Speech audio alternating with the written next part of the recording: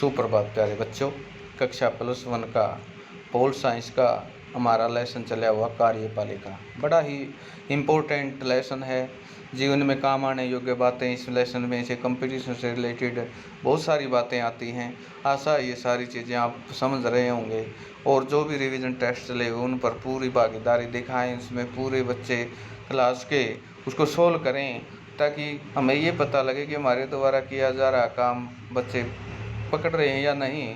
तो प्यारे बच्चों, थोड़ा लेसन रहता है, इसको देखेंगे आज के इस पीरियड में। स्थायी कार्यपालिका नौकरशाही क्या है?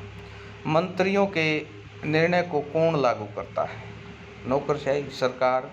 शासन के कार्यकारी अंग में प्रधानमंत्री, मंत्रीगण, नौकरशाही या प्रशासनिक मशीनरी का एक विशाल संगठन सम्मिलित होता है। इस ढांचे और सैन्य सेवाओं में अंतर करने के लिए इसे नागरिक सेवा कहते हैं। सरकार के स्थायी कर्मचारी के रूप में कार्य करने वाले प्रशिक्षित और प्रवीण अधिकारी नीतियों को बनाने तथा इसे लागू करने के लिए मंत्रियों का सहयोग करते हैं। लोकतंत्र में निर्वाचित प्रतिनिधि और मंत्रीगण सरकार के प्रभावी होते हैं। प्रशासन उन्हें नियंत्रण और देखरेख में होता है। संसदीय शासन में विधायिका प्रशासन को नियंत्रित करती है।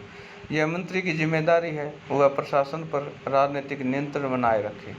भारत में एक दक्ष प्रशासनिक मशीनरी मौजूद है, लेकिन यह मशीनरी राजनीतिक रूप से उत्तरदायी है क्योंकि सारा देश का सिस्टम तो प्रशासनिक मशीनरी से ही चलता है। नौकरशाही में यह भी अपेक्षा की जाती है कि राजनीतिक रूप से तटस्थ हो। इसका अर्थ यह है कि नौकरशाही नीतियों पर विचार करते समय किसी भी राजनीतिक दृष्टिकोण का समर्थन नहीं करेगी। प्रजातंत्र में यह संभव हो कि कोई पार्टी चुनाव में हार जाए, नई सरकार पिछली सरकार के नीतियों की जगह नई नीतियां अपनाना चाहे। ऐसी स्थिति में प्रशासनिक मशीनरी ही जिम्मेदारी है वह नई सरकार अपनी नीति बनाने के लिए उसे लागू करने में मदद करे। आज भारतीय नौकरशाही का स्वरूप बहुत जटिल हो गया है। इसमें अखिल भारतीय सेवाएं, प्रांतीय सेवाएं, स्थानीय सरकार, कर्मचारी, लोक उपक्रमों, तकनीकी और प्रबंधीय अधिकारी सम्मिलित हैं। हमारे संविधान निर्माता गैर राजनीतिक और व्यावसायिक रूप से दक्ष प्रशासनिक मशीनरी के महत्व को जानते हैं। सिविल सेवा या नौकरशाही के सदस्यों को बिना किसी भेदभाव की योग्यता के आधार पर चयनित करना चाहते हैं। अतः भारत सरकार के लिए सिविल सेवा के सदस्यों की भर्ती की प्रक्रिया का कार्य संघ लोक सेवा आयोग को सौंपा गया।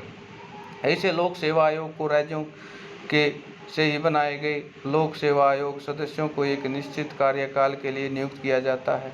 उनको सर्वोच्च न्यायालय के लिए न्यायाधीश के जांच के आधार पर निलंबित और अपदस्थ किया जाता है। दक्षता योग्यता के आधार बनाकर भर्ती की जाती है, लेकिन संविधान की यह भी सुनिश्चित करता कि पिछड़े वर्गों के साथ साथ समाज के सभी वर्गों को सरकारी नौकरशाही और हिस्सा बनाने का मौका मिले। इस उद्देश्य के लिए संविधान दलित आदिवासियों के आरक्षण की व्यवस्था करता है। बाद में महिलाओं और अन्य पिछड़ी जातियों के आरक्षण दिया गया। इन प्रावधानों से सुनिश्चित होता है कि नौकरशाही के सभी समूहों के प्रतिनिधित्व होता है। राजनीतिक सामाजिक असमानताएं सिविल सेवा में भर्ती के मार्ग पर रोड़ा नहीं बनेगी। भारतीय प्रशासनिक सेवा IAS और भारतीय पुलिस सेवा IPS के उम्मीदवारों का चयन संघ लोक सेवा आयोग करता है। ये अधिकारी प्रांतीय सत्र और शीर्ष सत्र नौकरशाही की रीढ़ होते हैं। तो प्यारे बच्चों, आज के लिए इतना ही करेंगे हम और इस लेसन को कल कंप्लीट करेंगे।